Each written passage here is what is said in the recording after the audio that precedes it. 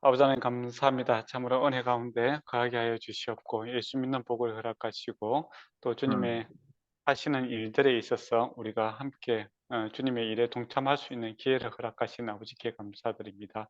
아버지 하나님의 장중에 붙들림 받았을 주님의 능력으로 주님의 일들을 감당하게 하여 주시옵고 주님께서 기뻐하시는 일에 함께 기뻐하게 하시고 또 주께서 눈물 흘리는 곳에 같이 눈물 흘릴 수 있는 그러한 주님과 한마음 되어 살아가게 하여 주시옵소서.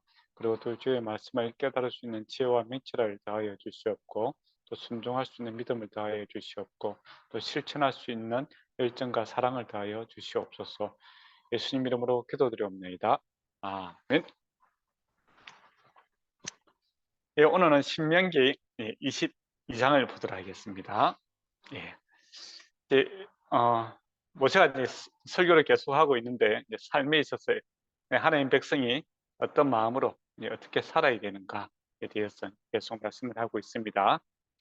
그래서 22장 1절에서 이제 8절까지는 한마디로 하면 배려하는 마음으로 살아라. 이제 그렇게 되어 있죠. 그렇게 어, 제목을 붙이면 좋을 것 같습니다. 타인에 대한 배려, 배려심. 예. 그래서 1절에서 이제 3절까지를 보면은 물건을 이제 섭득하였을 때 어떻게 할 것인가 이제 그렇게 되어 있죠. 1절에 보면 너희 형제의 소나 양이 길을 잃은 것을 보거든 몸보채하지 말고 나는 반드시 그것을 그들에게 끌어다가 내 형제에게 돌릴 것이요 라고 되어 있습니다. 예. 뭐 공짜라고 가져가면 안 되고 돌려줘야 된다 이거죠.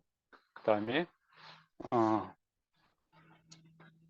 2절에 보면 내 형제가 내게 멀거나 또는 그것을 알지 못하거든 그 짐승을 집으로 끌고 가서 내 형제가 찾기까지 내게 두었다가 그에게 돌려주라. 그러니까 형제가 멀리 있다든지 그러면 조금 더 보관을 해야 되는 그런 경우에 수고스럽죠. 이 짐승을 또 보관하고 있으면 뭐 사료값도 들고 그렇잖아요. 그렇지만은 예, 잘 보관해 두었다가 이제 돌려주어라 이렇게 되어 있죠. 그리고 의복, 옷이 3절에 보면 낙이라도 그리하고 의복이라도 옷이라도 내 형제가 잃어본 거 있으면 내가 어떤 내가 없거든 다 그리하고 몸본체 하지 말 것이고 그렇게 돼 있죠. 이제 옷도 이제 그렇게 해라. 근데 이게 몸본체 하다라는 것은 이제 원문 그대로 좀 직역을 하면 자기 자신을 숨기다라는 뜻입니다. 그러니까 타인의 그 아픔, 그 슬픔이라든지 뭐 이런 것들에 있어서 문제가 생겼을 때 좀 자기 자신을 숨기다 그 표현이 좀 더 좋은 것 같아요. 없는 것처럼 딱 숨어버리는 그렇게 하지 말고 적극적으로 도와주어라 이렇게 돼 있죠. 근데 이게 우리 입장에서는 좀 당연하게 생각할 수도 있는데 그 당시 이제 다른 나라 이제 그 주변 나라의 문화에서 보면 물건들이 짐승이라든지 그런 걸 잃어버렸을 때 그 다른 사람이 그것을 발견하면은 그 사람의 소유를 주장하기도 했다고 합니다. 그러니까 그렇게 하지 말고 오인주분에게 돌려주어라라고 돼 있죠. 요즘에도 이탈리아 뭐 여행 가신 분이 식당에서 이제 모자를 갖다가 예, 놔주고 다시 호텔로 왔대요. 그 다음날 찾으러 가니까 그 모자가 이제 그 주인이 쓰고 있더래요. 그래서 그 주인 보고 그 모자는 내 거다고 달라고 하니까 주인이 어제까지는 당신 거고 오늘부터는 내 것이다. 예, 그렇게 주장을 하더라고요. 예, 그런 문화가 있다고 합니다. 예, 그렇지 말고 다른 사람의 재산권에 대해서 인정해주고 또 적극적으로 거기서 찾아주고 관리하는 데 있어서 예, 적극적으로 다른 사람 도와주어라. 예, 그런 의미가 1절에서 3절입니다. 그래서 4절에 보면 예, 내 형제의 소나 낙이나 소가 길에서 넘어지는 것을 보거든 예, 몸본척하지 말고 반드시 형제를 도와 그것을 일으키라 라고 되어 있죠. 예, 짐을 싣고 가는 이 낙이나 그 소나 뭐 말이 이렇게 넘어졌다라는 것은 상당히 심각한 상황이죠. 그렇지 않습니까? 뭐 일어나지 못하면 이 짐승이 죽게 되는 그런 일입니다. 예, 그런 경우에는 반드시 도와주어라 그렇게 되어 있죠.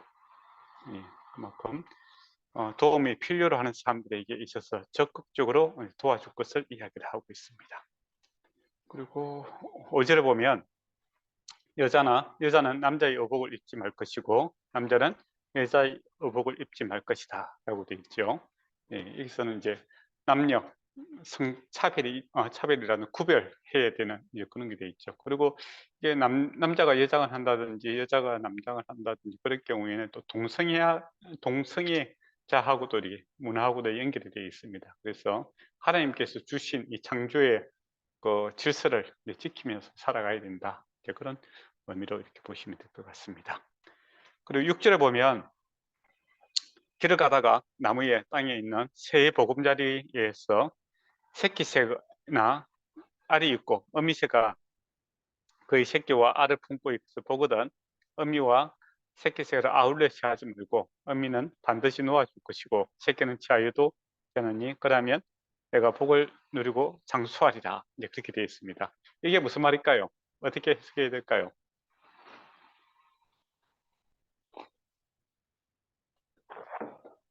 예, 길 가다가 그 새 둥기를 보았어. 근데 어미새가 그 알을 품고 있는 거라. 그러면은 어미새는 놓아주고 알만 가져오라 이 말이죠.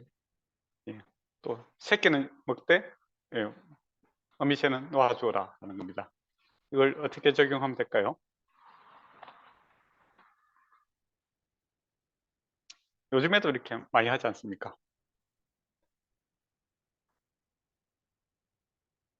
네, 한마디로 이제 무분별한 이게 포획을 금지하고 있는 겁니다. 네. 뭐 긍휼의 문제는 아닌 것 같아요. 긍휼의 문제면은 둘 다 살려줘야 되지, 안 그래요?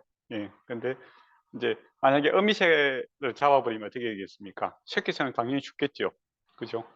예, 그리고 식량 자원이 이렇게 그 감소가 되지 않겠습니까?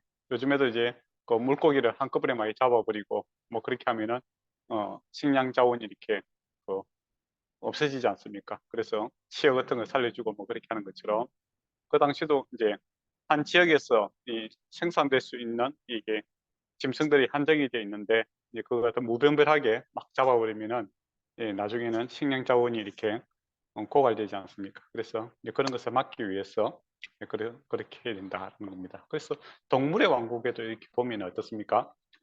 어미와 이제 새끼가 있으면 새끼를 잡지요. 그죠? 먹고 그다음에 어른 도망가고 그래서 다음에 다시 또 새끼를 놓고 그렇게 되는 사이클이 있습니다. 근데 어미부터 잡아버리면 어떻게 될까요? 예, 새끼는 당연히 죽고 그죠? 예, 그다음에 급속도로 이렇게 또 새끼가 자라서 그 뭐야 어른이 돼서 성체가 돼서 또 다른 이제 새끼를 놓기까지는 시간이 많이 걸리지 않겠습니까? 그죠? 그래서 이제 그 하나님께 주신 자원들을 관리하고 무분별한 포획을 금지하기 위해서 이런 법을 주었다 이렇게 보시면 될 것 같습니다. 여러분 참 율법이 대단하지 않습니까? 예. 그리고 8절에 보면 내가 내 집을 지을 때 지붕에 난간을 만들어 사람이 떨어지지 않게 하라. 그 피가 내 집에 돌아가리라. 이 말이 하고 있습니다. 한마디로 예, 안전사고 예방, 이 건물 같은 거 지을 때 다른 사람을 이제 다치게 해서는 안 된다라는 것이죠. 그 보통 이제 옥상에 이제 뭐 곡식을 말른다든지 후식을 취한다든지 이제 그런 공간으로 이렇게 많이 사용을 했습니다. 근데 난간에 이렇게 안 만들어 놓으면 그것이 떨어질 수가 있잖아요. 그죠? 예, 그런 이제 그, 그 안전을 지키기 위한 그런 건축 같은 거 할 때 안전 사고를 예방하기 위해서 예, 이런 법들이 있었다. 이렇게 보시면 될 것 같네요. 그리고 구절에 보면 내 포도원에 두 종자의 씨를 뿌리지 말라. 그래야면 내 뿌린 씨의 열매와 포도주의 소산을 다 빼앗길까 하노라. 이 참 어려운 부분이긴 합니다. 예. 그 한밭에 두 종류를 씨앗을 뿌리지 마라. 예. 왜 그렇게 했을까? 예. 요즘에 그렇게 해서 좋은 경우도 있잖아요. 뭐 서로 이렇게 뭐 콩을 심어 나면 이렇게 안에 그 질소 식물이 많아집니까? 그래서 다른 작물이 또 좋아지기도 하고, 그죠? 또는 다른 병충해를 막기도 하고, 예, 그런 이점도 있지요. 또 수확량이 또 많아지기도 하고, 뭐 그렇지 않습니까? 근데 그렇게 하지 마라. 네, 그렇게 돼 있는데, 뭐 어떻게 해석을 해야 될까요? 예, 그렇죠, 그죠? 근데 이거 갖다가 예를 들어 보면은 뭐 종자계량하고 좀 관계가 있는 것 같아요. 두 가지 정도 섞지 마라 이제 그건데, 어, 요즘에도 이제 그 최근에 있었던 일들을 보면은 음, 다윈의 진화론이 이렇게 예, 그 이야기를 하지 않습니까? 그죠? 그러고 나서 이제 그게 조금 더 나가니까 소위 말하는 우생학이라는 것이 이제 그 진화론의 바탕으로 해서 이제 발전을 하게 되죠. 그죠? 그래서 그 더 좋은 우수한 것들의 서열을 이렇게 나누게 되고, 또 그 당시 이제 뭐 어떤 일들이 생기냐면은 개라든지 이런 거 갖다가 이렇게 미싱을 많이 시킵니다. 예, 그래서 자기 이제 사람들 취향에 맞는 예, 종자들을 이렇게 많이 만들죠.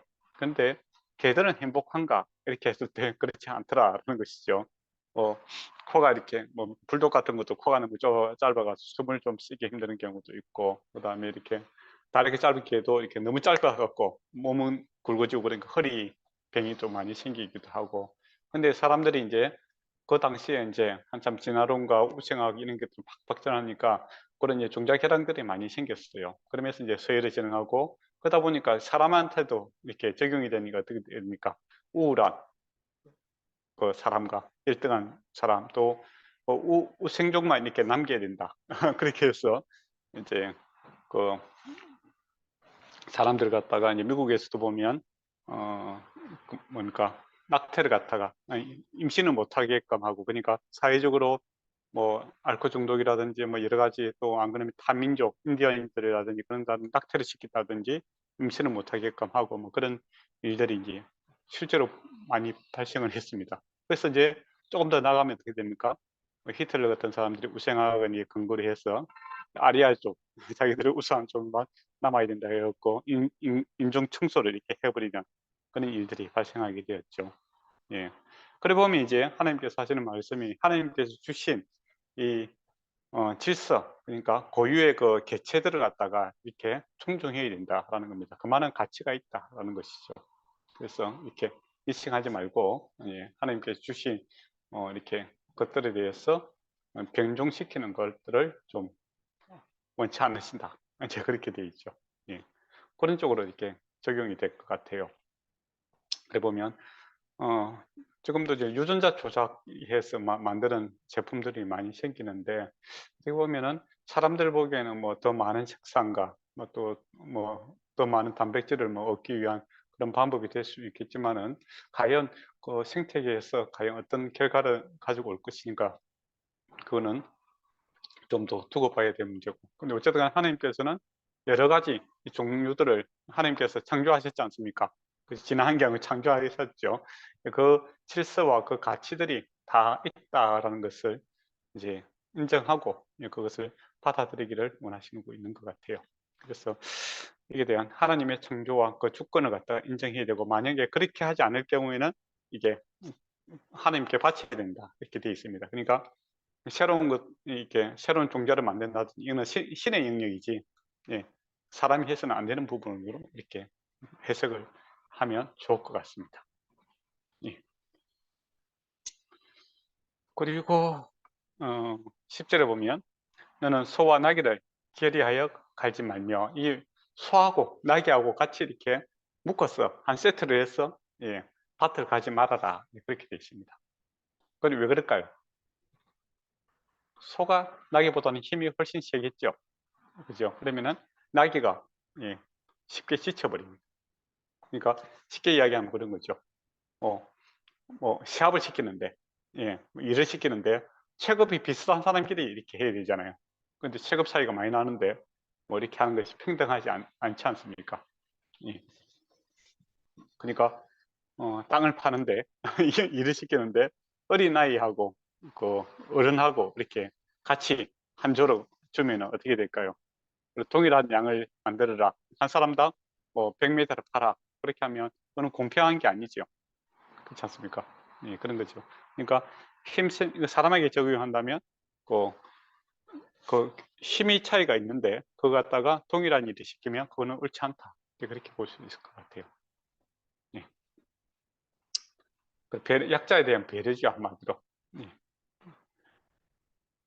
그리고 12절에 보면 너희가 입은 겉옷에 내 귀에 술을 만들어라. 이거는 이제 그 청색 실을 갖다가 달아라 이거죠. 청색 그 술, 그러니까 옷가락은, 청색은 무엇을 상징하냐면 제사장이라든지 왕이라든지 귀족이라든지 귀한 신분을 갖다가 얘기하는 겁니다. 그러니까 그 옷에 내 귀에 달면은 어떻습니까?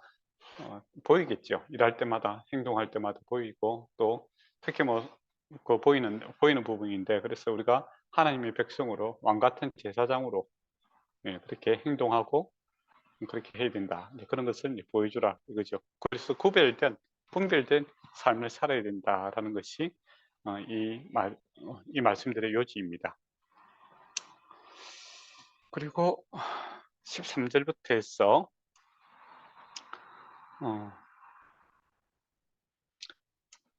39절까지는 이제 순결한 결혼 생활, 성실한 결혼 생활에 대해서 이제 말씀을 하고 있는 내용입니다. 그래서 13절에서 이제 21절까지는 신부의 순결성을 대해서 이야기를 하고 있는데, 이제 누구든지 13절에 보면 누구든지 그의 아내를 맞이하여 그에게 들어간 후에 그를 미워하여, 그렇게 되어 있습니다.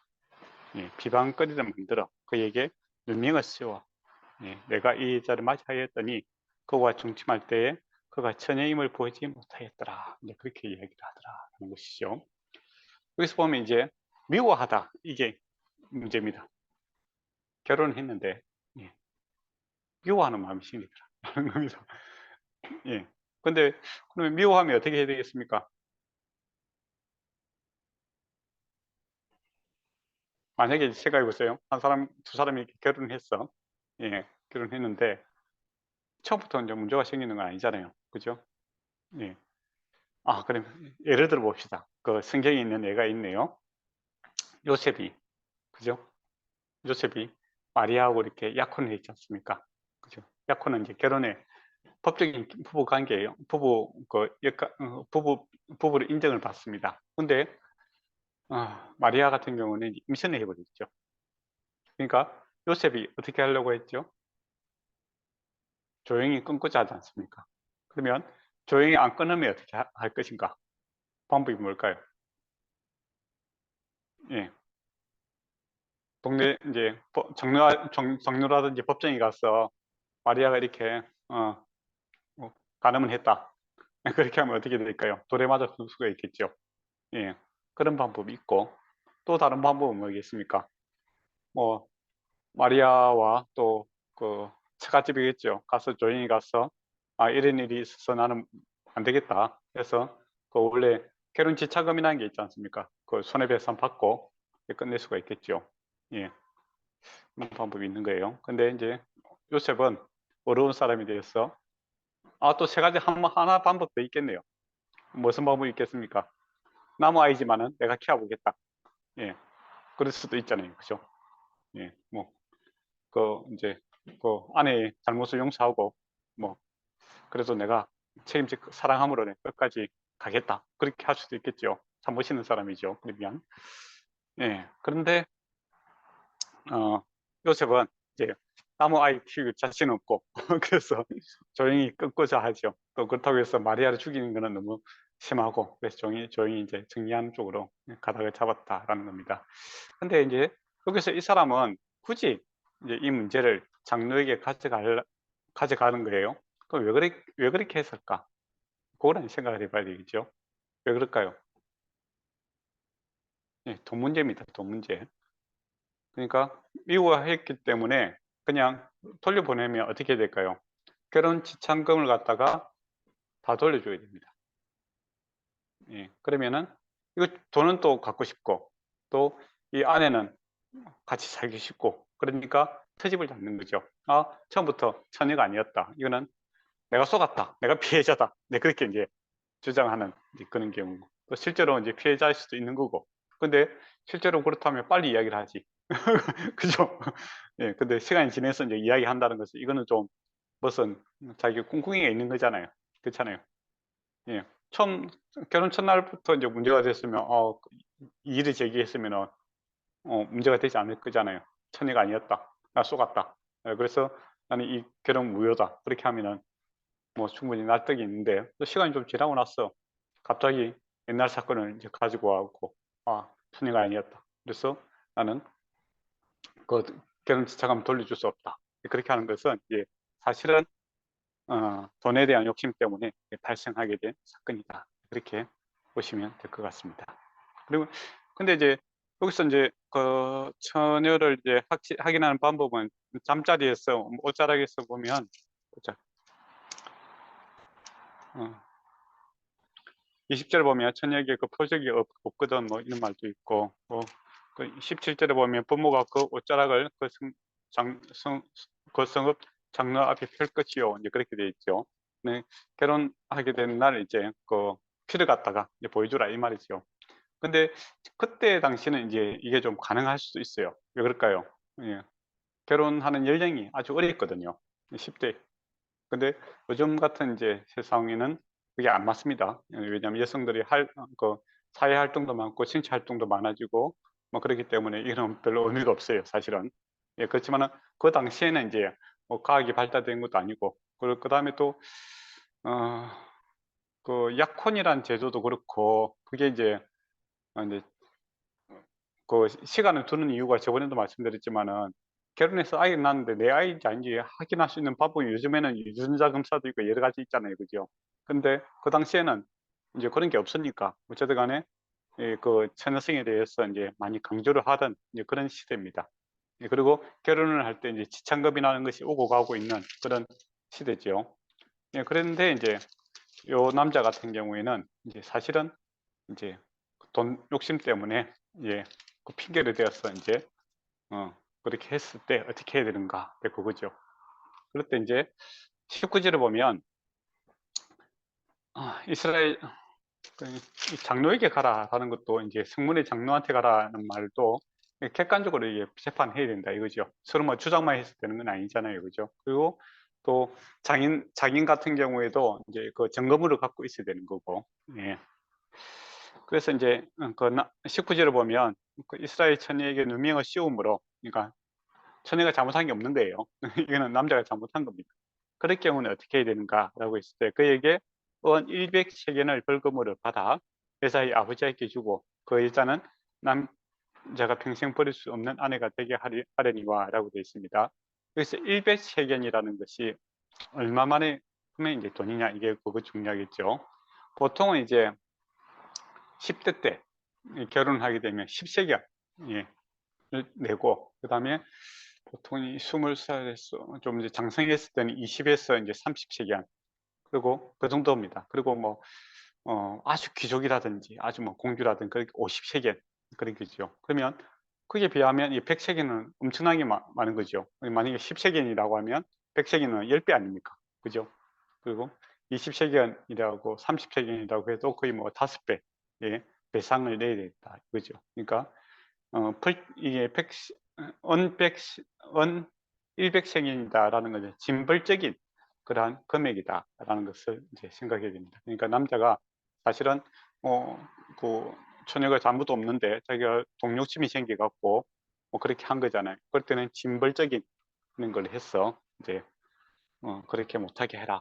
그리고 버리지 못하게 해라. 그러니까 이 주도권은 이제 아내에게 있는 거죠. 아내가 살기 싫으면 가갈 수도 있지만은, 아내는 그래도 계속 살아야겠다라고 할 경우에는 그, 그, 그 남편에게 주도권이 있는 것이 아니라 아내에게 있는 것이죠. 요즘에도 이제 법에 그런 게 있지 않습니까? 남녀가 이렇게 이혼을 하고 신청할 때 문책에 있는 사람이 이혼을 요구할 수는 없죠. 남자가 바람이 피웠다. 근데 내가 이혼해달라 그렇게 할 수는 없는 거잖아요. 그죠? 그건 안 받아지는 겁니다. 피해자, 아내 입장에서 그렇게 이야기는 할 수 있는 거죠. 그런 것이고, 또 잘못한 것이 나타날 때는 확실하게 많은 긍정적인 손해를 입히게 함으로써 그런 일들이 이제 발생하지 않도록 이렇게 해라라는 것이죠. 그 징벌적인 그런 벌금이 이렇게 그 주어졌다라는 겁니다. 이런 것도 이제 중요하죠. 요즘에 이제 정권 회사 뭐 이런 거 많잖아요. 금융, 범죄 이런 게 많은데 요즘은 너무 이게 송방망이죠. 벌 때는 뭐 한 몇 100억, 200억, 300억 이렇게 뭐 벌다가, 그죠? 어떤 애 1000억까지 벌잖아요. 그죠? 그런데 뭐 벌금을 갖다가 얼마 안 때리잖아요.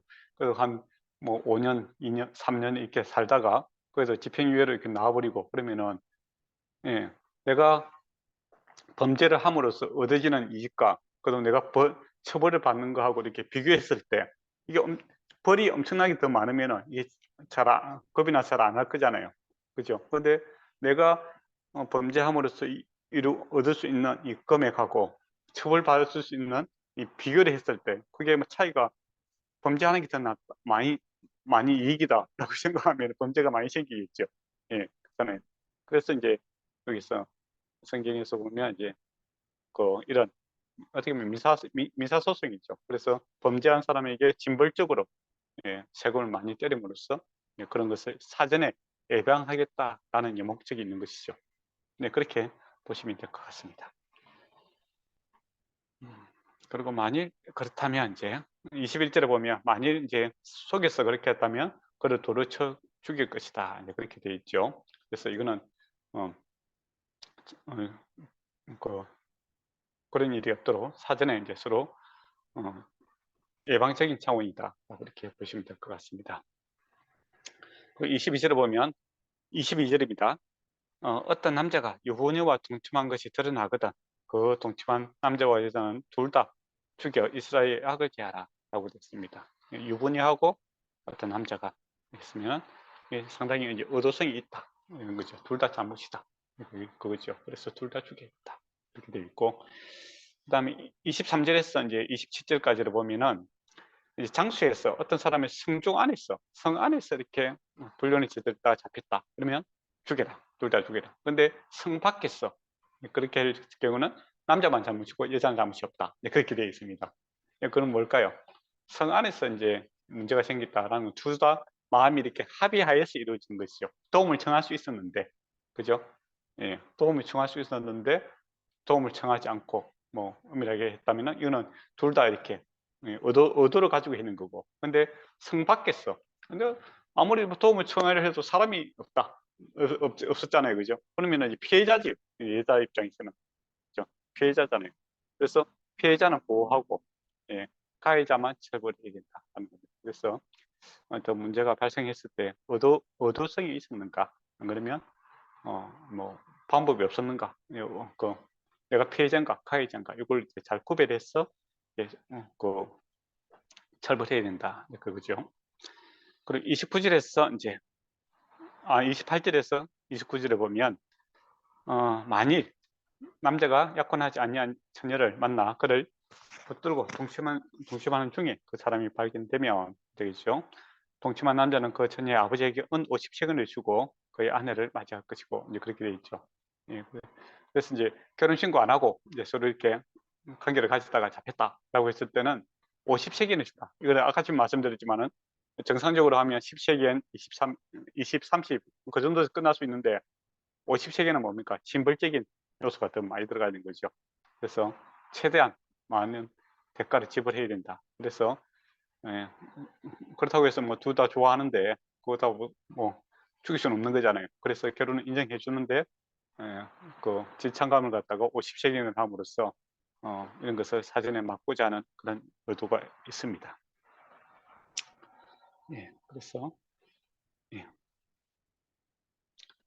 그리고 30절 보면 사람이 그 아버지 아내를 취하여 아버지 아내 하체를 드러내게 말 것이며, 이게 이제 친엄마가 아니겠죠. 그러니까 아버지가 일단 잘못했는 것 같아요. 여러 아내를 두었다는 게, 그죠? 그렇기 때문에 그 발생하는 또 문제죠. 그 아들 중에서 이제 그 시어 어머니라든지 뭐 그런 문제에서 생겼을 때, 예, 어, 사형이 해당되는 그런 죄지요. 근데 나중에 보면 이제 다윗이, 그죠? 다윗이 때 이제 압살론이 그 백주 대낮에 그 아버지의 후궁들을 갖다가 동침하는 사건들이 생깁니다. 성경에서 죽이라는 사건이죠. 근데 왜 압살론은 왜 그렇게 했는가라고 했을 때 그 이방 정복하는 이방인 나라의 왕들이 정복을 하게 되면 그 후궁이라든지 그 왕비들을 취함으로써 자기의 그 왕권을 갖다가 이렇게 뭐 자랑하는 그런 행위죠. 그러니까 압살롬의 마음속에 성경 하나님 말씀이 전혀 없었다는 겁니다. 이방 문화에 꽉 차 있었던 그런 사람이죠. 성경에서 해서는 안 되는 일을 하고 있다라는 것을 보게 됩니다. 그리고 일단 아버지가 더 잘못했죠. 왜 후궁들을 많이 둬갖고 이런 불미스러운 일이 생기고, 또 우리가 창세기도 보면은 야곱이, 그죠? 아내가 4명이시지 않습니까? 근데 그 큰 아들이 장남이 또 이렇게 불미스러운 일을 범하게 되죠. 그래서 어느 누구라도, 예, 아무리 뭐 성경인 어느 그 족장이라고 해도 하나님의 말씀에서 벗어나게 되면 문제가 발생하게 될 수밖에 없다는 겁니다. 예. 근데 이게 이 말씀이 누구에게 주어지는 겁니까? 지금 이스라엘 백성에게 주어지는 거잖아요. 그죠? 그러면 하나님의 백성들 안에서도 이와 같은 일들이 충분히 발생을 할 수 있다는 겁니다. 그래서 우리가 늘 깨어 있어야 되고, 또 문제가 발생했을 때 피해자와 가해자를 잘 구별을 해야 되고, 그죠? 그 다음에 이걸 또 문제를 갖다가 어떻게 잘 수습하느냐, 그게 이제 관건인 것 같아요. 네, 그래서 여러분도, 저도 그렇고 이제 교회 이제 지도자들이 되죠. 예, 목사가 되고 장로가 되고 또 집사가 되고 뭐 교회 어른들이 되게 되면 교회에 문제가 없으면 참 좋습니다. 그러나 여러 세상에서 일어나는 여러 가지 문제가 교회 안에서도 그대로 일어나죠. 왜 그렇습니까? 예, 세상 사람들이 교회에 들어오기 때문에 여러 가지 문제가 발생을 하게 됩니다. 그때 우리는 어떻게 해야 될 것인가 라고 했을 때 이런 이제 그 율법이 있죠. 그러니까 징벌적 욕설을 갖다가 강화시킴으로써 예방을 해야 되고, 그리고 문제가 생겼을 때는 의도가 있느냐 없느냐에 따라서 가해자와 피해자의 관계를 갖다가 잘 해야 되고, 또 의지를 가지고 이렇게 한 문제에 대해서는 책임을 지게 하는 그런, 예, 또 피해자가 이제 회복될 수 있는 쪽으로, 예, 적극적으로 이렇게 해야 되는 그런 문제가 있죠. 근데 제일 중요한 것은 예방입니다. 예방 목회라고 하죠. 문제가 생기지 않도록 잘 막아내는 것이 제일 지혜롭고, 근데 문제가 생기게 되면 참 수습하기가 사실은 쉽지가 않습니다. 그래서 우리가 이런 말씀들도 이렇게 그 설교 시간에 가르쳐야 되죠. 그렇게 함으로써 예방될 수 있게끔 하는 게 지혜롭습니다. 모세의 의도도 그거죠. 이렇게 뭐 복잡하고 디테일하게 이야기하는 문제는 실제로 그런 문제들이 있고, 그렇지만은 뭡니까? 예, 예방하고 또 그 예방하고 그리고 지키기 위한 방법으로서 이렇게 이야기를 하고 있다, 이렇게 보시면 될 것 같네요. 그 다음 23, 질문 있습니까? 질문 있으면 질문 받고 없으면 23장으로 넘어가도록 하겠습니다. 네, 저는 괜찮습니다. 네, 님도 네, 괜찮습니다. 네, 23장으로 넘어가도록 하겠습니다. 네, 1절에 보면 고안이 상한 자나 음경이 잘린 자는 여호와의 총회에 들어가보지 못하리라, 그렇게 되어 있습니다. 여호와의 총회라는 것은 이제 하나님 이스라엘 백성들을 가리키는 그런 표현이죠. 이스라엘 백성이 되지 못한다, 이렇게 이야기합니다. 근데 이게 이 말씀을 딱 보면 뭐가 생각납니까? 사도행전이 생각나죠. 사도행전을 보면 에디오피아 내시가, 그죠? 이사야서를 이렇게 쭉 읽고 가마 타고 가다가 하나님께서 빌립을 보내지 않습니까? 그래서 성경을 알겠습니까? 하니까 모르겠다 라고 하니까 가르쳐 주죠. 근데 이사야서에 보면 어떤 내용이 있냐면 이 고안이 상한 자, 그 다음에 음경이 짧은 자, 이런 사람들이 회복될 것이다, 하나님 나라에 들어오게 될 것이다 라는 그런 예언들이 있습니다. 그러니까 참 재밌잖아요. 예. 내시가 이사야서를 보고 있을 때 하필이면 빌립이 거기 나타나서 이야기를 하죠. 예. 그걸 보면 그렇게 해서 이제 하나님 나라의 유론이 될 것이다, 이제 그렇게 해서 실제로 이제 세례를 받고, 예, 그가 하나님의 백성이 되죠. 예. 근데 이제 왜 그렇게 했는가라고 했을 때, 처음에는 이제 하나님의 그 창조 질서를 갖다가 이게 훼손하는 일이죠. 남자를 태어났는데, 그죠? 그런데 그걸 자르게 되면 어떻게 되겠습니까? 문제가 생긴 거죠. 그러면 왜 그렇게 했을까? 그렇게 생각을 해봐야 되겠죠. 멀쩡한 사람 갖다가 자르지 고환을 상하게 한다든지 그렇게 음경을 자른다든지 그렇게 하진 않을 거 아니에요. 무슨 이유가 있어서 그렇게 안 했겠지요. 무슨 이유 때문에 그렇게 했을까요?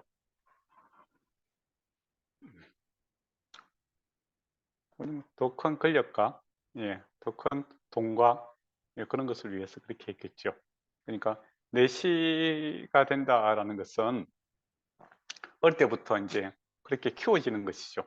어릴 때부터 이제 바늘이라든지 뭐 그런 걸 이용해서 그것을 이제 제거하는 과정을 가지게 됩니다. 그렇게 하는 이유는 그러면 그걸 한번 생각해 봐야 돼요.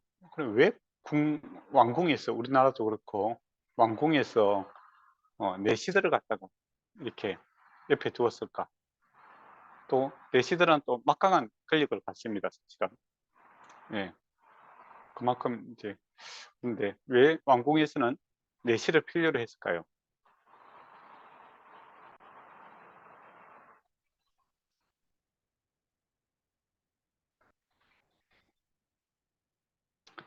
반란이라든지 그런 것은 일어나는 것은 사전에 예방할 수 있는 좋은 방법이죠. 예. 일단은 그 반란을 일으킨 이유 중에서 남녀 간에 썸씽이 있었을 경우에는 우발적인 사고가 많이 생길 수도 있겠죠. 그리고 자녀들 문제가 있으면은 미래를 생각해서 자기가 정권을 갖다가 엎어버리고 자기가 다시 왕이 되고 싶은 생각이 있지 않겠습니까? 근데 4시가 되면 어떻게 되겠습니까? 자녀들이 없죠. 그리고 남녀관계에 생길 수 있는 썸씽이 없어집니다.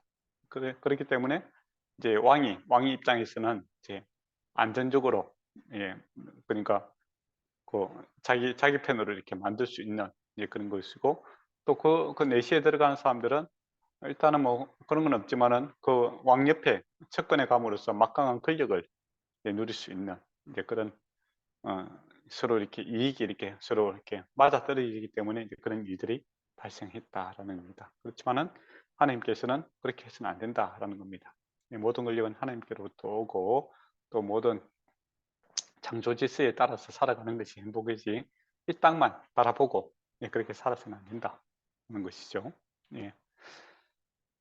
그런데 이제 이제 한번 이게 상하게 되면 회복 불가죠, 그죠? 그런데 이 회복 불가가 이제 다시 회복되는 날이 올 것이다라는 것이 이사야서에 이제 나오는 죄인들이 하나님 나라의 총회에 들어가지 못하는 자들이 하나님 나라에 들어오게 될 것이다.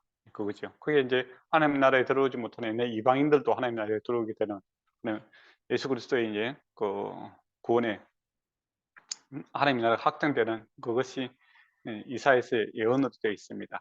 근데 그 예언 부분을 에디오피아 내시가 그 간다기가 읽고 있을 때 하나님의 말씀이 복음이 전개되어 있는 것이 아주 뭐 적절한 시기에 분명한 메시지. 그리고 그 사람에게 정말 기쁨이었겠죠. 그가 하나님 사랑하는 마음이 있었지만은 그 이야기 보니까 하나님 총에 들어오지 못한다라고 되어 있는데 이사야서는 그런 가능성 그런 날이 올 것이다라고 했는데 바로 그날 오게 되는 일이 발생이 되었다는 겁니다. 그러고 보면 성경이 참 전체적으로 알면은 그 타이밍에 그 이사야서를 읽고 있었다는 것이 얼마나 큰 은혜인가, 그리고 적절한 타이밍이었는가 그런 것을 우리가 볼 수 있을 것 같습니다. 2절에 보면 사생자는 여호와의 총에 들어오지 못하리니 10대에 이르기까지 여호와의 총에 들어오지 못했다. 근데 이 사생자다라는 게 어떤 의미인지는 정확하게 잘 모릅니다. 한 2번 와요, 성경에. 그런데 전체적인 의미는 이제 부적절한 관계로 태어난 사람이다라는 겁니다. 자녀이겠죠. 그러니까 올바른 관계가 아닌 뭐 그런 관계에서 태어난 자인데 10대까지 들어오지 못하리라라는 것은 이제 예방적인 차원이죠. 더 강화가 되어 있는 겁니다. 예. 그러니까 부모 입장에서는 어떻게 관계 속에서 부적절한 관계에서 그죠? 내 아이가 태어났을 때 하나님 나라의 총회에 들어오지 못하는 그런 걸 생각한다면은 여러 가지 생각을 해보겠죠, 그죠? 예, 예. 그래서 그런 차원이 있습니다. 그리고 3절에서 이제 4절에 보면 아몬 사람과 모압 족속은 이제 10대뿐 아니라 영원히 총회에 들어오지 못하리라 이렇게 되어 있습니다. 아몬과 모압은 이제 아버지와 딸 사이에서 태어난 그런 민족이죠. 그죠? 예, 그런 의미에서 앞에 보면 사생자다라고 했을 때 아마 그런 의미가 더 많지 않겠나 싶은 생각도 들고, 뭐 그런 이제 부적절한 관계의 한 예일 수도 있습니다. 그리고 또 여기서는 직접적으로 이야기하고 있는 것이 뭐냐면, 사절에 보면 그들이 너희가 애굽에서 나올 때에 떡과 물로 너희를 길을 영접하지 아니하고 메소포타미아의 볼도 사람 보올의 아들 바람에게 뇌물을 주어 너희를 저주하게 하였으나, 그렇게 되어 있죠. 그러니까 아몬과 모압이 출애굽하고 있을 때, 예, 가장 약하고 힘든 사람들을 뒤에서 이렇게 공격하고 또 저주하고 뭐 그렇게 했지 않습니까? 그런 자들은 이 하나님 나라에 들어오지 못한다라는 겁니다. 그러면은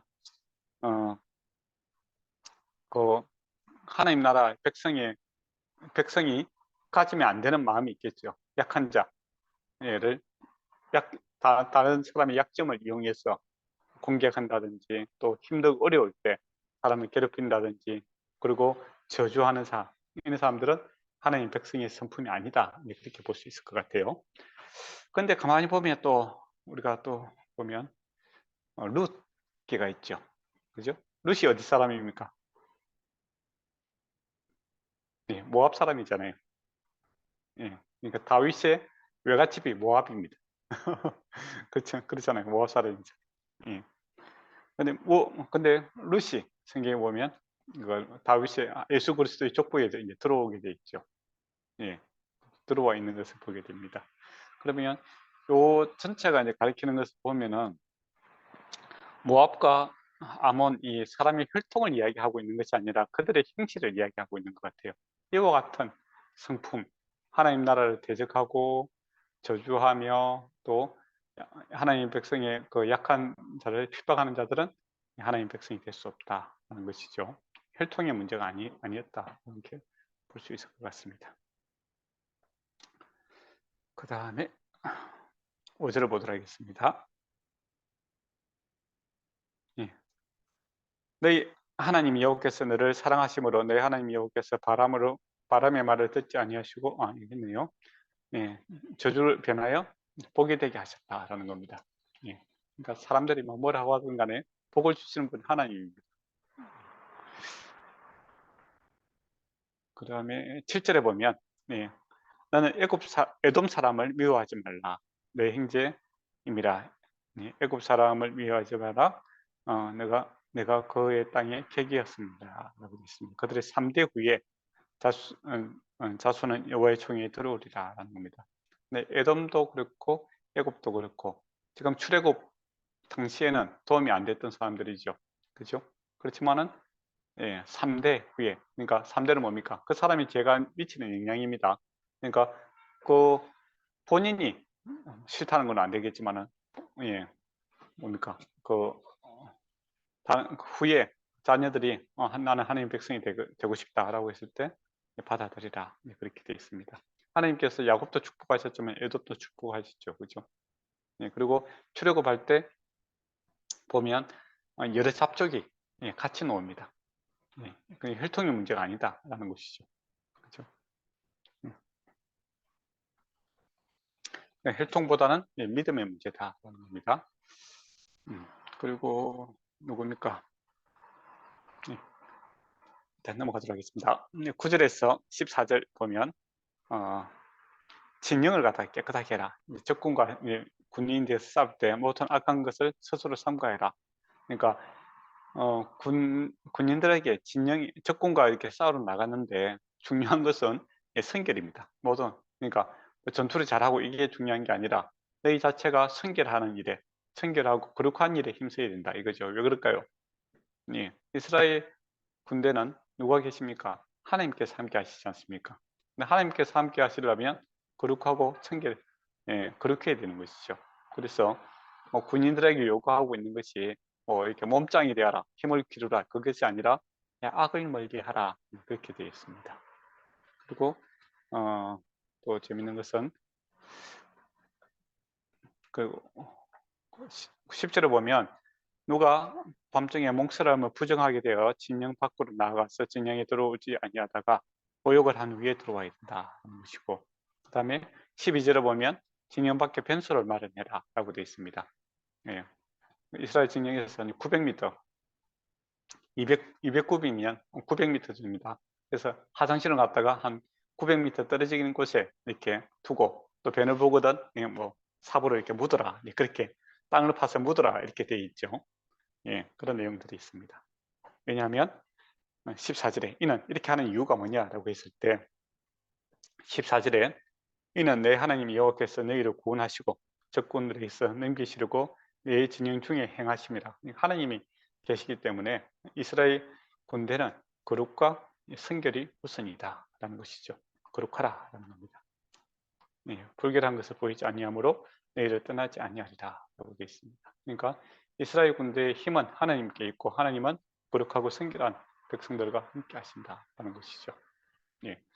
근데 이게 참 변을 보고 이게 뭐 삽으로 묶고 이게 너무나 당연한 것처럼 느껴지죠. 그죠? 근데 사실은 얼마 전까지만 해도 이것 때문에 많은 사람이 죽었습니다. 예. 우리가 사랑하는 아름다운 도시라고는 파리, 옛날에 상하수 분리가 안 돼 있죠. 그래서 막 레미제라블 혹시 영화 보셨습니까? 예. 그 보면 오물투성이지 않습니까? 그래서 이제 그 당시에 뭐 콜레라 이런 것도 사실은 그, 그 뭡니까 하수하고 뭐 우물하고 이렇게 구별이 안 됐어. 더욱더 확산이 되고 그랬죠. 그러니까 변 이런 게 뭐 하수 시설이 안 되니까 거기서 우물로 이렇게 뭐 이렇게 다시 들어가게 되고 오염된 물을 마시니까 죽게 되고 그런 일이 있었죠. 그리고 나서 이제 어, 하천 관리를 이제 뭡니까 그 지하에다가 상하수 이제 관리를 하게 돼 있죠. 그리고 최근에도 이제 2차 대전입니까? 그때도 보면 사막에서 군대들이 전차 부대가 있었는데 그 이제 변을 갖다가 주변에서 이렇게 많이 보게 됩니다. 그것 때문에 전염병 때문에 많이 죽게 되는 일이 생겼어요. 그런데 성경은 그보다 훨씬 전에 기록이 되어 있지 않습니까? 그죠? 그런데 이런 내용들이 나오더라라는 것이죠. 그리고 참 놀랍습니다. 시간적으로 봐도 그래 보면. 예. 예. 그리고 또 이제 그래 보면 이제 저와 여러분도 이제 어떤 일을 할 때, 그 전쟁을 나간다는 하나님이 군대로서 나가는 것이죠. 근데 그때 우리가 뭐 여러 가지 생각들을 많이 할 것인데 그 일을 잘할 것인가 못 할 것인가 어떻게 할 것인가 그 이전에 우리가 선결해야 된다라는 겁니다. 그래서 마음과 생각은 내가 죽고 내 안에 예수 그리스도가 살아나기를 원하며 또뭐 회개할 것이면 회개하고 돌이켜서 선결을 유지하는 것이 하나님의 능력을 나타낼 수 있는 가장 좋은 방법이다라는 것이죠. 그래서 교회 일도 또 우리가 세상 일도 우리가 주어진 일들을 할 때 우리의 힘은 하나님께로부터 오는 겁니다. 그래서 바울이 이야기한 것처럼 나는 날마다 죽고 나는 예수 그리스도 살아나게 하는 방법, 그것이 내 약함 때 주의 강함이 나타나더라, 그런 표현도 있죠. 그래서 우리가 주님 앞에 성결하게 살고자 할 때 주님께서 우리에게 힘과 능력이 되어 주십니다. 근데 하나님께서 우리를 돕고자 하시죠. 하나님께서는 그런 마음이 있습니다. 아버지로서. 근데 우리가 그분은 거룩하신 분인데 악과 하나 될 수가 없죠. 선과 악이 하나 될 수 없는 겁니다. 그래서 우리가 주님 앞에 이렇게 그 죽지 아니하고 내가 살아 있을 때는 주께서 일하고 싶어도 일하지 못하는 일들이 발생할 수 있다 하는 겁니다. 그래서 주의 군대는 성결이 우선이다. 능력보다는 거룩이 우선이다. 이렇게 보시면 될 것 같아요. 거룩한 백성이 가장 강한 군대가 된다. 이렇게 보시면 될 것 같습니다. 그리고 15절에서 이제 16절에 보면 종이 그의 주인을 피하여 내게로 도망하거든 너는 그 주인에게 돌려주지 말고 16절에 그가 내 성읍 중에 원하는 곳을 택하는 대로 너와 함께 내 가운데 거주하게 하고 그를 압제하지 말지니라 라고 되어 있습니다. 엄청 놀라운 이야기입니다. 그 주변 국가에서는 어떻게 하냐면 종이 도망가지 않습니까?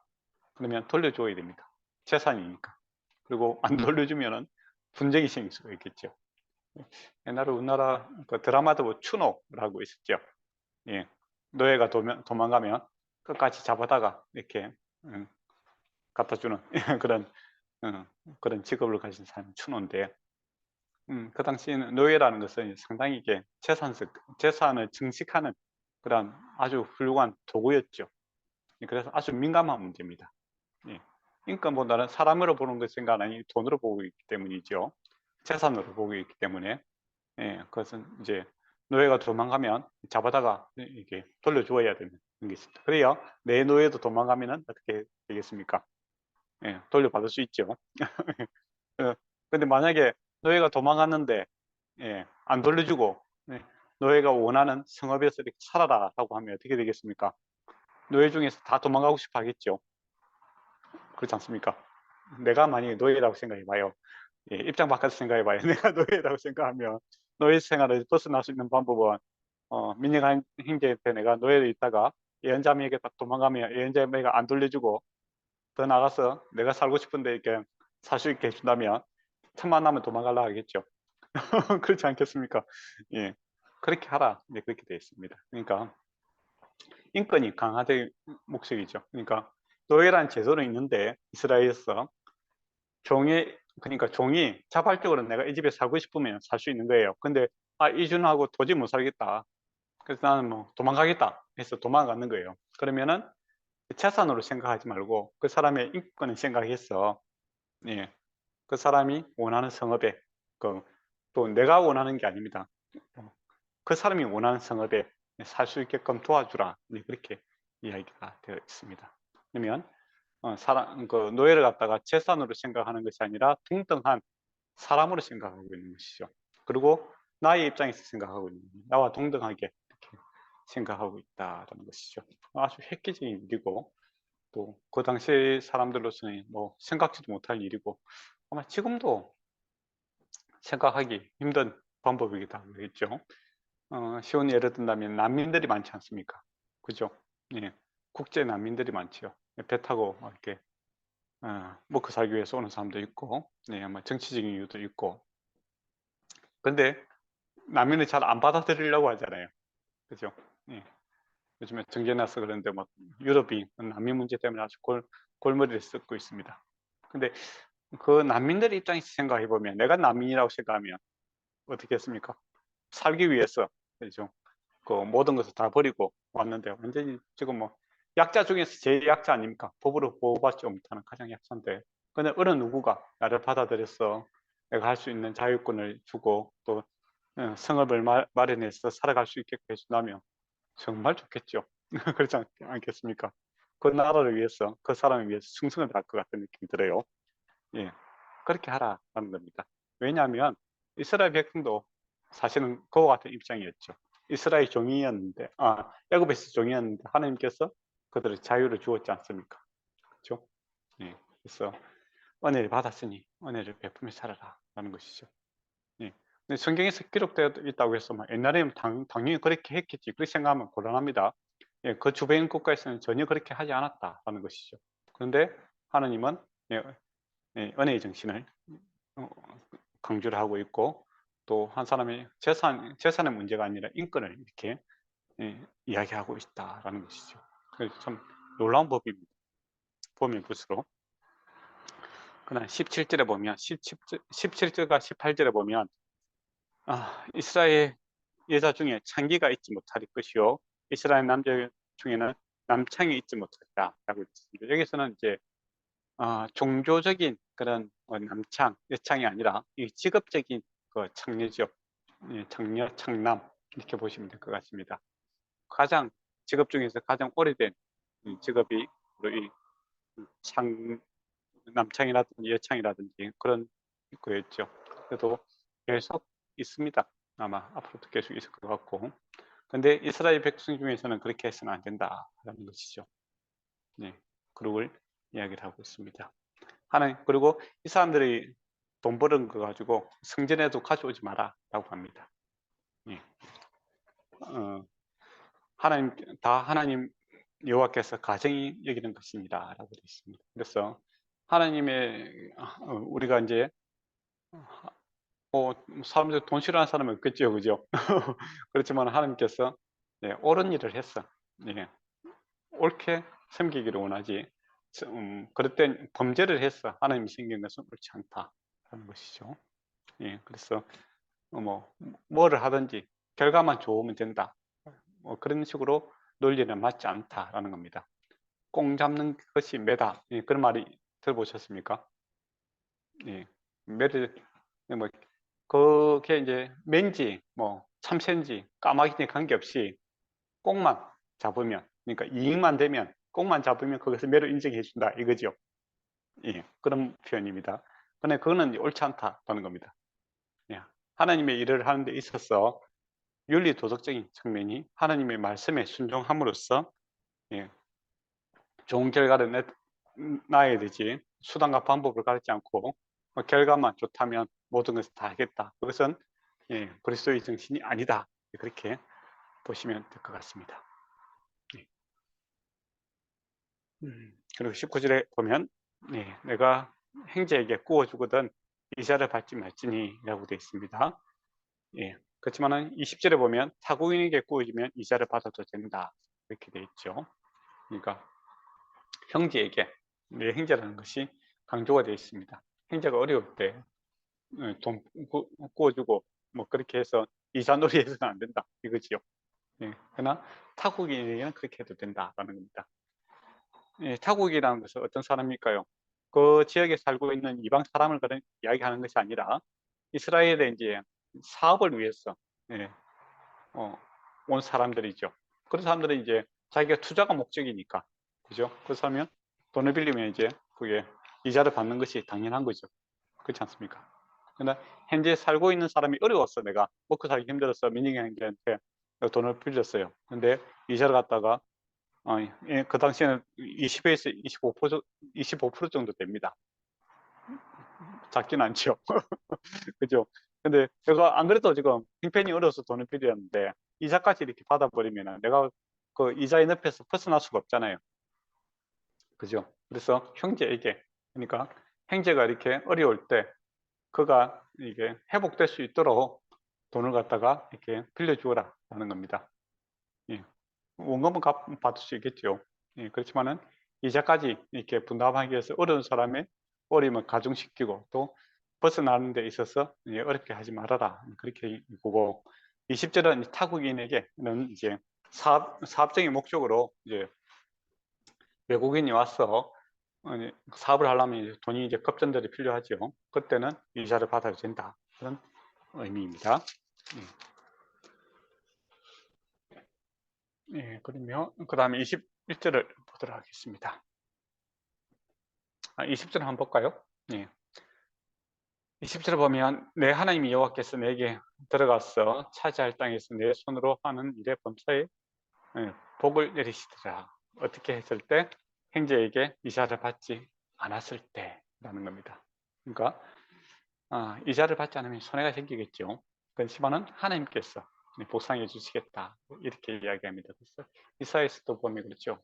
가보하고 나그네된 어려운 사람들한테 돌을 주어도 받지 못하는 그런 상황이 생겼을 때 누가 이것을 갚아주는가라고 했을 때 그들의 아버지께서 갚아주실 것이다. 그 이야기를 하십니다. 그러면 손해본 일이 없겠죠. 그래서 적극적으로 사람을 살리고 선을 향하는 데 힘쓰라. 그러면 하나님께서 복을 주실 것이다. 그렇게 이야기를 하고 있습니다. 하나님께서 사람들의 마음을 아시는 거예요. 내가 손해보는데 그렇게 하면 잘 안 하잖아요. 그렇지만 하나님께서 보상해주고 복을 주시겠다. 채워주시겠다. 결코 네가 손해보는 일이 없을 것이다. 라는 겁니다. 선을 행함으로 하나님의 복을 받는 그런 것을 지혜로운 방법이죠. 사실은. 그리고 21절에 보면 내 하나님 여호와께서 소원하거든 갚기를 더디하지 말라라고 되어 있습니다. 반드시 그것을 요구하시더니 더디면 그것이 내 죄가 되리라라고 되어 있습니다. 소원을 안 하는 것은 죄가 아닙니다. 그죠? 그렇지만 소원을 하고 나서 계속 미루는 것은 옳지 않다라는 겁니다. 그래서 하나님께 소원한 일은 빨리 3년 안에 빨리 하는 게 좋습니다. 빨리빨리 하고 그리고 영 내가 좀 실수했다 싶으면 회개해야 되겠죠. 근데 나는 서운합니다라고 해서 이렇게 하나님 앞에 헌신하는 사람이라고 명예를 얻고 그다음 실제적으로 하는 일은 없고 그렇게 해서는 안 된다라는 것이죠. 그거는 이제 사람과 하나님을 기만하는 행위 아니겠습니까? 그죠? 그런 용도로 해서는 안 된다는 것이죠. 그래서 서운한 거 있으면 이렇게 빨리 하나님 앞에 갚아야 된다. 입으로 언약한 대로 행할지니라 라고 되어 있습니다. 하나님께서는 약속의 하나님이시죠. 그래서 우리가 신실하신 분입니다. 그래서 예수 믿는 사람은 신실하게 행해야 된다. 말에 대한 책임을 져야 된다라는 것이죠. 근데 말에 대한 책임을 지지 않는 경우는 어떤 경우겠습니까? 예, 명예는 얻고 싶고, 예, 손해는 보기 싫고, 그렇게 이중 마음이 있는 그런 일이 생기겠죠. 그렇게 해서는 안 된다라는 것이죠. 그리고 24절에서 25절에 보도록 하겠습니다.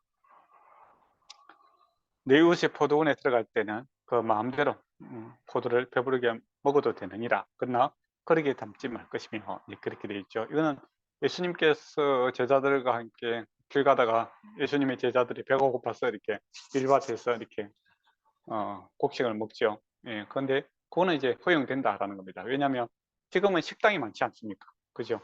그러니까 여행하는 사람들이 언제든지 돈 주고 식당에서 밥을 사 먹으면 되지요.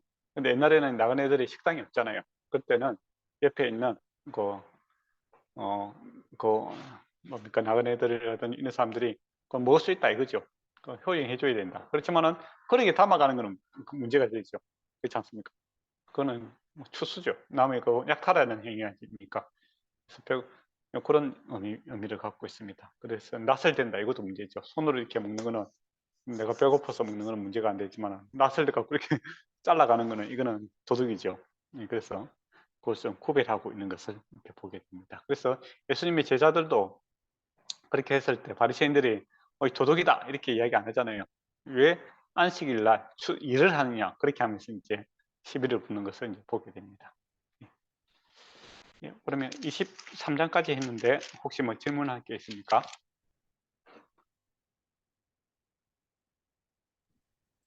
괜찮습니다. 네, 저도 생각보다 알아듣기가 되게 클리어해서 너무 좋습니다. 그러면 제가 한번 질문해 보도록 하겠습니다. 예. 실제로 이제 돈과 이자를 받지 마라 그 부분에 관련된 건데, 이제 교회에서 이제 실제적으로 일어나는 이제 예를 들어서 이제 이야기를 하겠습니다. 예, 교회에서 교인들끼리 이렇게 동거래를 해야 되는가? 예, 그거 이제 문제를 한번 이제가 생기는 거 있고, 그러니까 뭐 이렇게 갯돈이라고 할 수도 있겠고, 개를 모아야 되는가? 예, 그런 거. 갯돈을 모아 그런가? 안 그러면 돈을 빌려주는 게 어느 정도까지 허용을 해야 될까? 그리고 교회에서 이제 문제가 되는 중에서 어떤 경우에는 다단계 같은 경우, 뭐 목사님이라든지 장로님이 그 다단계 뭐 이렇게 리드가 돼갖고 교인들이 이제 거기에 관련이 돼갖고 교회가 풍지박산 나는 경우도 있고 그렇습니다. 예, 여러분은 만약에 목회를 하는 데 있어서 교회 교인끼리 이렇게 동거래가 생긴다. 어떻게 하는 게 좋을까요? 빌려달라고 한다. 그러면 어떻게 해야 되겠습니까? 성경에 보니까 이자를 받지 말라고 했는데, 어떻게 해야 되나 고민이죠.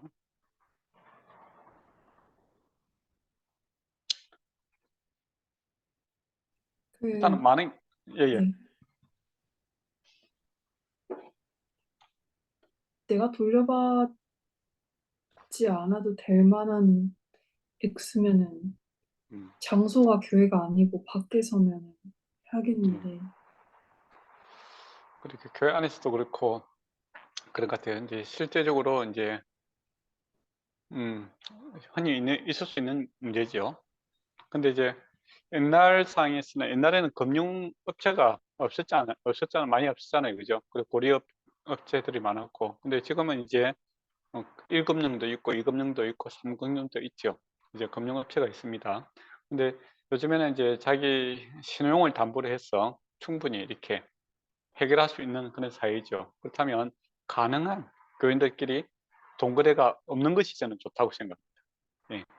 정상적인 1금융, 2금융, 3금융을 통해서 거래를 하시고, 근데 만약에 이제 그거까지 안 되는 경우가 보통 옆에 있는 사람한테 빌리라고 하겠죠. 그래서 빌려주는 사람도 이제 그렇게 생각해야 됩니다. 나에게까지 돈을 달라고 하는 것은 일단 1금융, 2금융, 3금융 금융업계에서는 거래가 안 되는 사람이다. 그러면 내가 빌려주었을 때 돌려받을 수 있는 확률이 거의 없다. 이제 그렇게 생각해야 됩니다. 그 사람이 악해서가 아니라 그런 능력이 안 되는구나 라는 것을 이제 전제를 하고 이제 빌려줘야 된다 이거죠. 빌려주려면 빌려주고, 그러면 예언자명이 말하는 것처럼 이건 도저히 안 되겠다 그러면은 내가 내 능력 밖의 일이다 라고 하는 경우에는 정중하게 거절을 해야 되는 경우가 있죠. 이게 그렇게 해야 될 것 같아요. 그래서 뭐 이 성경 말씀을 가지고 와서 목사님 돈 좀 빌려주세요 라고 했을 때 참 이제 내 능력 밖의 일을 하면 안 된다고 해야 됩니다. 그러나 또 뭐 착한 사람처럼 보이고 싶어서 이제 빌려줬다가 못 받고 그렇게 했을 때 이제 연장님이 말한 것처럼 이제 깨끗이 잊어야 되는데 다시 뭐 법정으로 이제 고소를 하게 되고 뭐 그렇게 하면은 참 불미스러운 일이 더 큰 문제가 생기겠죠. 그죠? 그래서 그걸 좀 고려를 해야 됩니다. 옛날에 어떤 분이 이제 어떤 전도사님이 그런 경우가 있었어요. 제가 보기에는 틀림없이 그 사람은 갚을 의지도 없고 그 다음에 능력도 없고 그렇기 때문에 무리하게 그 사람도 빌려주는 사람도 형편이 안 됐어요. 그래서 카드로 이렇게 백화점 들어가면 상품권을 끌 수가 있습니다. 그러면 그걸 가지고 카드 깡이라고 하죠. 20% 떼고 다시 팔아갖고 이렇게 하는 그런 게 있는데 그런 식으로 해서 돈 거래를 하더라고요. 빌려주더라고요. 그래서 이거는 당신 그 능력도 안 되고 그거 받을 수도 없다 했는데 받을 수 있다고 이야기하더라고요. 후회할 건데 영인데 진짜로 이제 후회하는 일이 생겼죠. 갚을 의지도 없고 일단 의지가 없어요. 또 생각도 없었고 저부터 그러다 보니까 나중에 자기는 이제 또 아쉬우니까 또 자기가 또 자기가 형편이 좀 어려워지니까 또 그걸 받아야 되겠다고 또 이렇게 뭐 공권력을 이용하겠다 근데 그런 식으로 뭐 전화를 하고 뭐 그렇게 하더라고요. 그리고 참 어리석은 일이다. 덕이 안 된다. 능력 밖의 일을 나서서 이렇게 하는 것도 옳지 않고 그리고 합리적으로 생각해서 내가 할 수 있는 범위까지 이렇게 하셔야 되지 무리하게 하면 안 된다는 겁니다. 그리고 교인들끼리 이렇게 돈 문제 때문에 문제가 생기면 정말 머리가 아픕니다. 그래서 가능한 이렇게 사전 예방을 시켜야 됩니다. 예방주사 나와서 그래서 가능한 금융기관을 통해서 일을 처리하시고 또 영 안 될 경우에는 거의 못 받는다 생각하시고 내가 앞으로 안 받을 수 있는 돈만큼 이렇게 해라 라고 이렇게 이야기해야 되지 돌려받겠다는 희망을 가지고 물론 돌려줄 수 있겠죠. 그럼 참 좋은데 그러니까 그 사람이 나빠서 그런 게 아니라 능력이 안 돼서 그럴 수도 있고 또 사기꾼도 있습니다. 교인들이 착해요. 교인들이 착합니다. 그래서 교회에 보면 어떤 사람이 아주 막 열심히 합니다. 열심히 해갖고 사람들한테 마음을 얻고 그 다음에 뭐 이렇게 쫙 돈을 빌려갖고 처음엔 잘 갚아요. 사기꾼들은 처음에 돈을 잘 갚습니다. 신용을 쌓고 나중에 큰 돈을 빌려서 이제 잠적해버리는 그런 일들이 한 번씩 이제 발생을 하게 됩니다. 그래서 목회자가 이제 그런 일이 발생을 하게 딱 되면 빨리 개입을 해야 됩니다. 하기 싫은데 하기 싫은데 개입을 해야 됩니다. 그래서 그런 일이 생기지 않도록 그래 하지 말아라라고 분명하게 해야 됩니다. 그렇지 않으면은 어느 날 크게 문제가 될 수가 있습니다. 그래서 교회 이제 문제들 중에서도 가끔 이제 그런 일들이 있습니다. 어떤 사람이 사기꾼이죠. 의도적으로 들어와서 이제 목사님과 또 이제 교회의 리더들한테 참 잘합니다. 잘하고 또 신용을 쌓고 그렇게 하죠. 그리고 처음에 작은 돈을 빌리죠. 뭐 10만 원 빌려갖고 즉각 갚고 이자까지 주고 그렇게 하다가 그것이 점점 커져갖고 1,000만 원, 2,000만 원 되고 그러다가 한 번에 사라지는 경우가 있죠. 그러다 보면 교인들 이렇게 쭉 다 모아다 보면 한 1억, 2억 5억까지 이렇게 발생하는 그런 큰 문제가 발생할 수가 있습니다. 그러면 교회를 접어야 됩니다. 목사님이. 예, 그래서 그런 원칙들이 좀 있어야 된다. 이렇게 보시면 좋을 것 같습니다. 예, 그 다음에 이제 실제로 있었던 일들 중에 하나가 이제 다단계죠. 예, 요즘 다단계라고 또 나쁜 것도 있지만은 또 합법적인 것도 있습니다. 네트워크 사업 이런 것도 있죠. 장로님이라든지 또 중직자 또 어떤 목사님도 하는 경우도 있어요. 목사님들이 그런 것을 교회 안에서 이렇게 운영하는 경우가 있습니다. 네. 그 여러분이 안 하더라도 만약에 장로님이 그렇게 하겠다 하면 어떻게 해야 될까요? 못하게 해야 됩니다. 예. 교회는 하나님 생기는 것이고 그 사업장으로 하게 되면 예, 문제가 생길 수가 있습니다. 예, 그래서 참 어렵습니다, 사실. 근데 성도가 또 직업이라고 하는데, 근데 이게 합법과 불법이라는 것은 항상 이게 종이 한 장 차이입니다. 항상. 예. 문제가 되면 불법이 되고 문제가 안 되면 합법이고 그래요. 예, 그렇지만은 교회 안에서는 예배드리는 일에 좀 힘줄 수 있도록 그렇게 하고, 또 교인들 간의 인간관계를 통해서 이렇게 사업을 하려고 하는 것은 좀 자제를 시키는 것이 좋다고 생각합니다. 예. 근데 결코 쉬운 일은 아닐 겁니다. 예. 어려워요. 그런 측면에서 목회가. 예. 근데 질문은 내가 답 다 해주고 뭐. 아, 참. 예. 24장 보도록 하겠습니다. 이혼과 재혼에 대한 이야기가 이제 나오는데, 예. 1절에서 4절. 예. 1절에 보면, 사람이 아내를 맞이하여 데려온 후에 그에게 수치되는 일이 있음을 발견하고 그를 기뻐하지 아니하여 이혼 증서를 써서 그 손에 주어 자기 집으로 돌아보낼 것이요 라고 되어 있습니다. 여기서 이제 수치되는 일이 무엇인가 라고 이제 그것부터 이제 해야 되겠죠. 이게 원어 그대로 하면 발가벗은 또는 성기 막 그런 일을 이야기합니다. 그래서 이제 이 말을 딱 생각하니까 예수님 시대에 뭡니까? 예, 헬레파와 산마이파가 생각이 나죠. 예, 이혼 증서 그 모세가 그 분미시는 일이 생겼을 때 이혼 증서를 주고 이렇게 이혼시키라고 했는데 예수님은 어떻게 생각합니까? 바리새인들에게 물어보잖아요. 그죠? 예.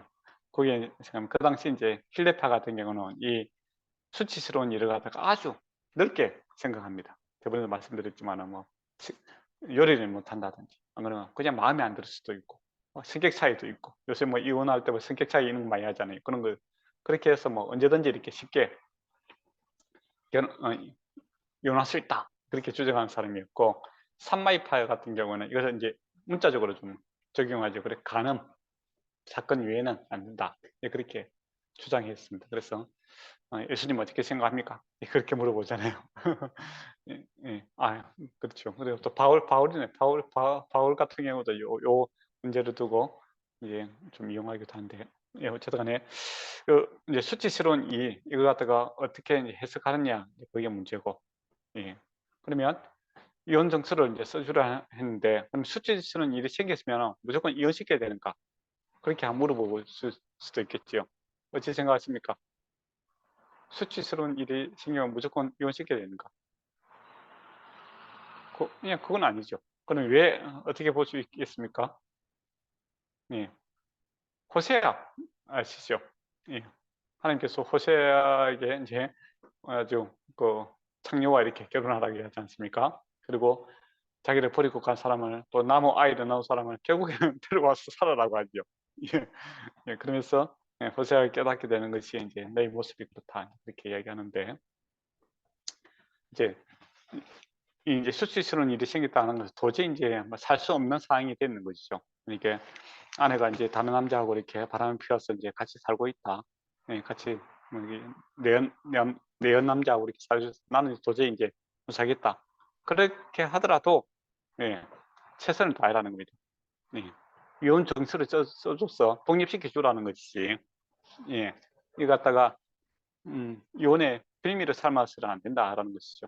목적은 뭡니까? 잘 사는 게 목적인데 도저히 안 될 경우에는 너희가 악함으로, 그죠? 너희가 악함으로 도저히 못 살 경우에는 예, 그 마지막 순간까지도 사회적인 책임을, 도의적인 책임을 다하라라는 것이죠. 이혼 증서를 주고 그 다음에 그 지참금도 돌려줌으로써 그 여자가 이제 살아갈 수 있게끔 다른 사람하고 이렇게 재혼할 수 있게끔 길을 열어줘야 되지. 예, 괘씸하게 생각하고 예, 재혼 못하게 하고 그렇게 해서는 안 된다는 것이죠. 근데 창세기에 보면 그런 사람이 있습니다. 누굽니까?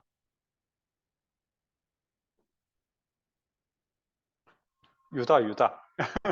유다가 예, 자기 며느리 다말이 자기 큰아들 죽고 둘째 아들 죽고 하니까 누구 친정집에 좀 가 있으라라고 하잖아요.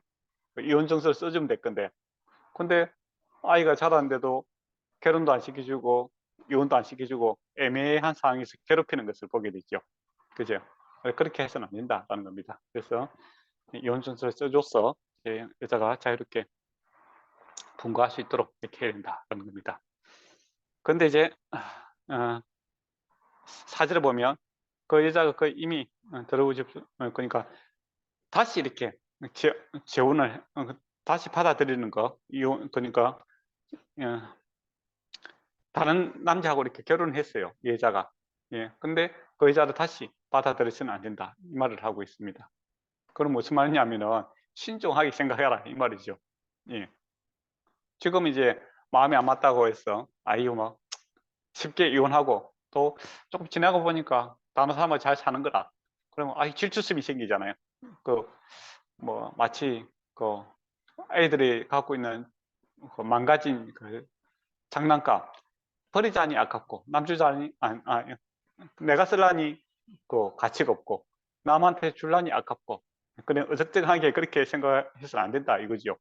그래서 이혼이라는 거 이거 정말 그 심각한 문제고, 그러니까 잘 신중하게 생각하고 이렇게 결정을 해야 되지 쉽게 이렇게 뭘 오늘은 이혼했다가 내일 또 뭐 결혼하고 그런 식으로 쉽게 결정해서는 안 된다는 것이죠.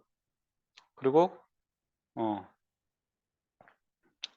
이게 또 아랍권에서도 이제 그렇게 하는데 이 또 법이 좀 달라요. 그러니까 아랍권에서는 이제 그 아내를 다시 데려오는 조건이 뭐냐면은 다른 사람과 결혼해야 그 다시 데리고 올 수 있어요. 근데 성경에서는 그 아내가 다른 사람이 결혼 안 했으면 데리고 올 수 있잖아요, 그죠? 근데 다른 사람이 결혼해서 못 데려오는 거예요. 예, 근데 아랍에 있는 그 법은 그거하고 달라요. 그래서 반대예요. 그래서 아내가 그 아내 다시 데려오려면은 뭐 길가에 거지들을 하고, 그러니까 결혼을 시켰어. 하룻밤 보내게 하고 다시 데려오는 이제 그런 법이 그렇게 되어 있습니다. 근데 이제 그게 이제 악용을 하는 거죠. 그래서 무이하의 결혼이다, 쾌락의 결혼이다 그런 게 있는데 법적으로 이제 그 앞에서 창녀, 뭐 남창 여창 이런 게 없잖아요, 그죠? 그래서 그걸 이용을 해갖고 하룻밤 사이에 이렇게 결혼을 시키는 거예요. 그래서 이제 그 관계를 가지고 즐기다가 쾌락을 누리다가 그 다음에 이혼을 해서 다시 이게 법을 이제 피해가는 이제 그런 방법들이 이 아랍권에 있습니다. 그래서 그 무야의 결혼이다 이런 그 아랍 쪽에 있는 그런 모습이죠. 그러니까 법의 취지를 잘 모르는 거죠. 그렇지 않습니까? 예, 그러니까 하나님의 말씀을 읽을 때 이게 어떤 의도로 이렇게 주어진지를 알아야 되는 거죠. 그래야 바로 적용을 할 수 있는데, 예, 그러니까 의도와는 관계없이 이렇게 악용을 하는 경우가 생길 수가 있다라는 것이죠. 그래서 이제 이런 일이 이제 없도록 이제 건강한 결혼 생활을 할 수 있도록 교회에서 이렇게 적극적으로 이렇게 애를 쓰셔야 됩니다. 예. 가정이 망가지면 참 어려워요. 예. 그 다음에 5절에 보면 사람이 새로의 아내를 맞이하였으면 그를 군대에 보내지 말 것이요 아직 아무 직무도 그에게 맡기지 말 것이니 그는 1년 동안 한가하게 집에서 있으며 그가 맞이한 아내를 적응하십니다. 그리고 하나님께서 얼마나 이 행복한 가정 이걸 귀하게 생각하는지 군대도 안 가도 된다라는 것이죠. 그리고 1년 동안 일도 하지 말고 아내와 또 즐겁게 생활하는 일에 힘쓰라라는 것이죠. 예. 근데 하나님께서 그렇게 귀하게 생각하고 행복한 가정을 원하는데 가정을 깨는 행동을 하면 하나님께서 많이 슬퍼하신다는 것이죠. 그 다음에 6절에 보면 사람의 맷돌을 그 윗짝을 정담을 잡지 말지니 이는 그 생명을 진단 잡음이라. 그러니까 돈을 빌려주고 그렇게 했는데 정담으로 갖다 이렇게 뭐 잡아야 되잖아요. 그죠? 근데 맷돌 위에 거는 잡으면 안 된다. 그 말입니다. 그럼 맷돌 아래 거는 잡아도 될까요?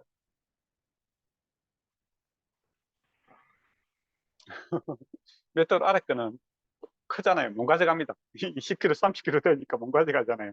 또 파이 위에 딱 고정이 되어 있는 거고 맷돌 위에 거는 2kg, 3kg밖에 안 돼요. 근데 그걸 가져가 버리면 어떻게 됩니까? 예, 밥을 못 해 먹잖아요. 예, 우리 같으면 만약에 집에 가서 전기밥솥하고 이런 거 싹 다 가져갔다고 생각해 봐요.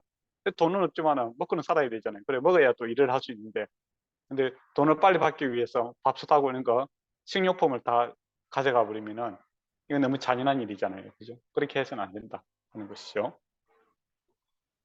예, 자비를 베푸더라 이거죠.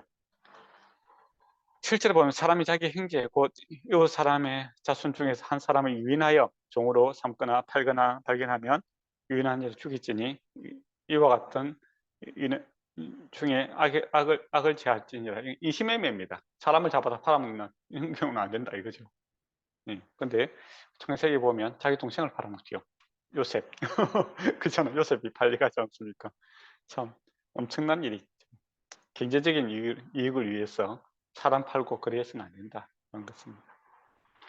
그리고 8절에 보면 너는 나병에 대하여 삼가 레위 사람 제사장이 너에게 가르친 대로 너가 힘써 다 주행하라 이렇게 되어 있죠. 그러면서 9절에 보면 재밌는 것은 미디암이 그렇게 미디암 이야기를 합니다. 너희는 애굽에서 나올 때에 내 하나님 여호와께서 미디암에게 행하신 일을 기억할지니라 되어 있습니다. 예, 나병 이야기를 하는데 왜 갑자기 미디암 이야기를 할까요?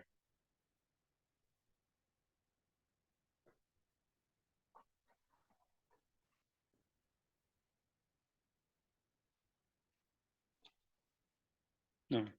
전염병이라는 거는 뭐 권력하고도 관계없는 거죠. 그렇지 않습니까? 그러니까 그 나병이 뭐 미디암처럼 뭐 권력에 도전해서 생기는 병이 아니라 예, 전염병이라는 것은 예, 뭐 무시하고 지나가다고 해서 격리 안 시키고 그런 게 아니다 이거죠. 예, 전염병이라는 것은 뭐 부자나 가난한 사람이나 권력 있는 사람이나 없는 사람은 관계없이 사람이면 다 전염되는 거 아닙니까? 그래서 이게 친하다고 이렇게 안 되고 그게 아니라 분명하게 격리돼야 되는 문제다라는 것이죠. 그렇지 않습니까? 코로나 우리 시대니까 지내왔지 않습니까? 코로나가 뭐 친하다고 안 걸리고 또 뭐 그런 건 아니잖아요. 돈 많은 사람도 걸리게 되고 권력 있는 사람도 걸리게 되고 그렇죠. 그래서 전염병에 대해서는 이렇게 예를 들어주는 거죠. 미대암도 격리됐다. 그러니까 예외는 없다. 예, 그죠. 예외성을 어, 두고 있습니다.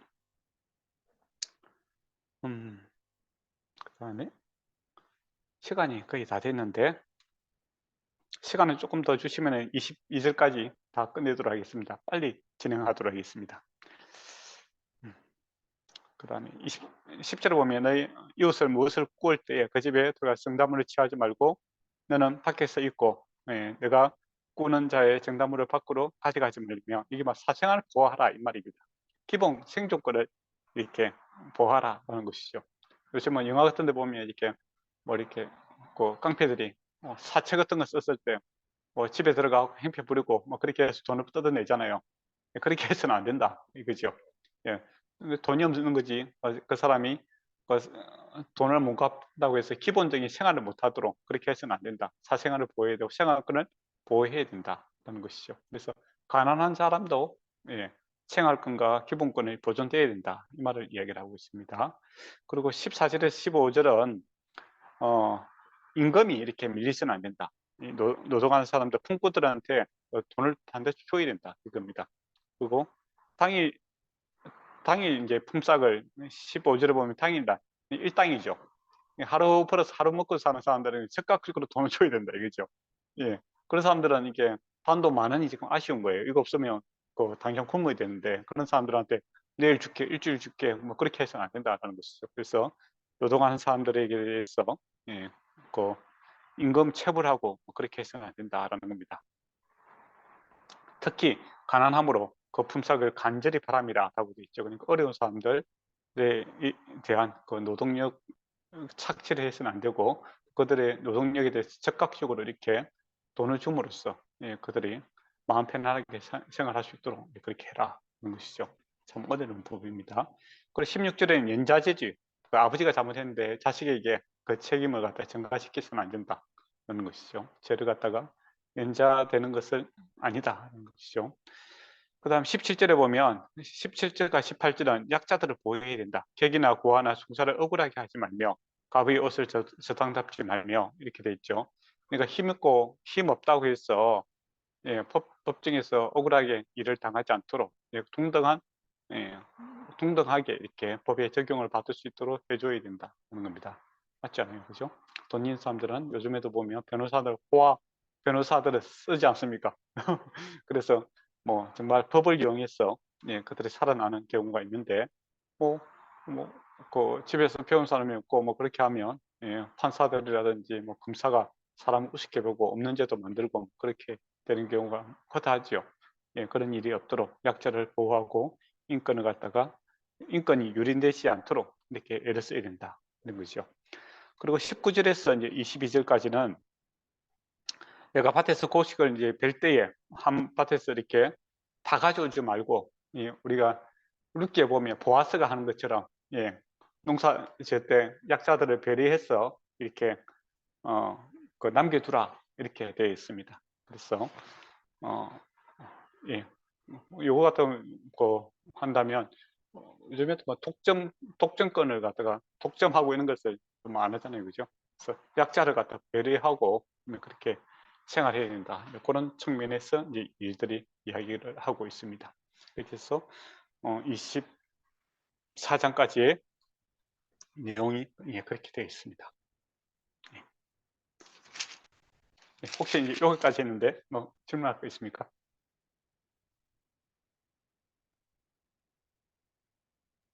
저는 괜찮습니다. 예. 질문 없습니다.